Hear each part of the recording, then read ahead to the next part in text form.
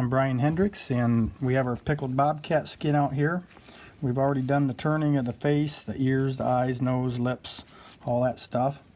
I wanted to point out and mention that during this process, one of the big advantages of having a pickled skin to work with, and before you do all your turning, is that at any point during this, you can stop and put it back in the pickle till the next day, till the next week, whenever. So you don't have to do it all at once. So all you got to do is make sure your pH is okay, and it can go in and out of the pickle as many times as necessary. Right now we're going to work on the toes. We're going to skin the toes out the rest of the way. So I'll go ahead and get started on that. I got a little rope up here, a little string, and there's why we skinned those down past the toe a little bit when we started, so we have something to get a hold of. Boy, don't have the best light here, but it's important for you guys to see what's going on. So, and by putting that little string on there, that gives us something to pull against, so we can just work these down. Here's the pad side. I've got this is a number 10 blade on this scalpel I'm using here for this. I guess that's what I think that's what I used on the face and stuff too.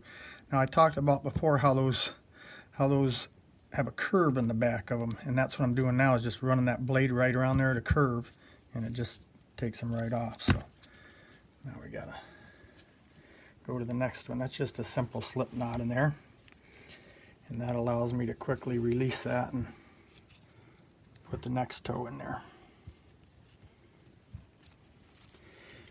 I started doing this with bears many years ago, and it just seemed it was so much easier when I started cutting the bear toes off up at the joints where I showed you cutting these off.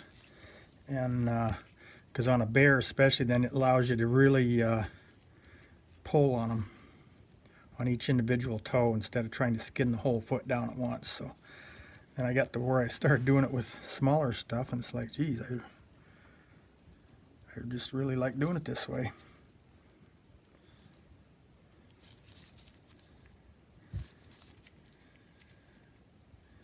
Sometimes you can kind of just pull them down, but I don't want to too crazy there.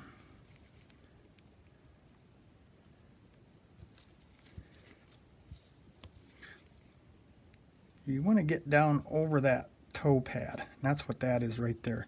That's the little pad that's on the toe. You want to get just a little bit past that before you cut them off.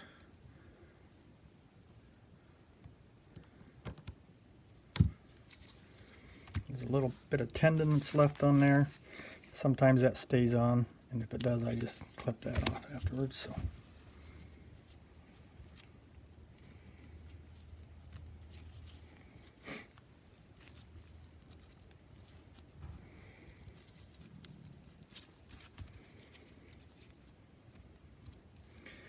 You've also got a little bit of webbing between each toe that you can open up also. Getting some bad shadows on that side.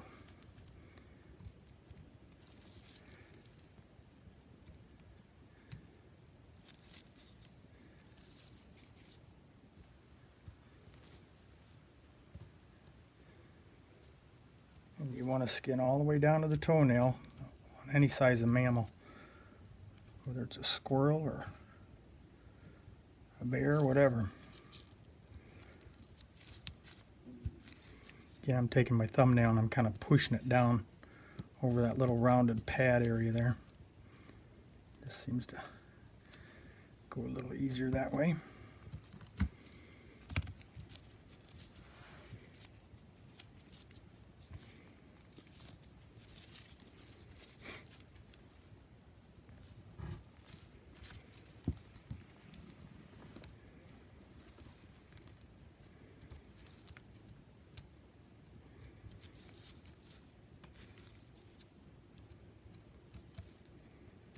Because we've been filming, I've taken this in and out of the pickle I don't know how many times. Usually I'll do all this stuff in one day, but it's been spread out over several days, so it's been handy having it in a pickle like that. If you're part-time or a beginner and it takes you a long time to do all that turning stuff, it's a huge advantage.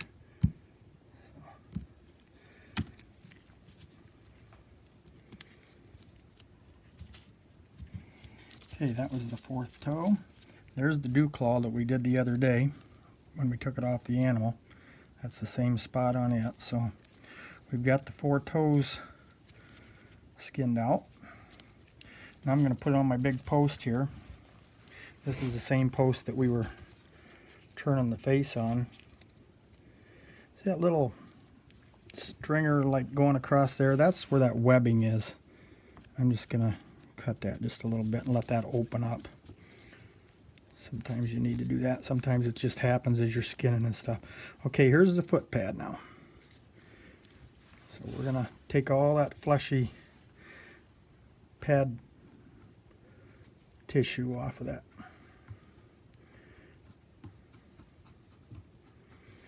I cut little holes in them. That's pretty common because I like to get it down there and get it clean, and it's actually cupped.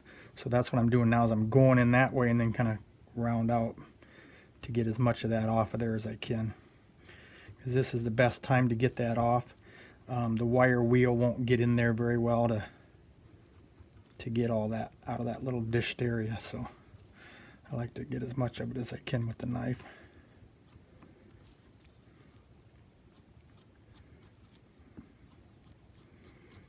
Again, I'm kind of pulling with my thumbnail there to give it a little bit of something to pull against there. See, keep it going so I can see where I'm going. As I get out to the edge of the skin, then I just cut that off. Now that's 1/2 of the pad that we just did. Here's the other half of the pad on this side now. And again, that's this here is the real reason why I really like to split those pads when I'm skinning. It allows me to get in there to skin the toes out and to clean these pads out.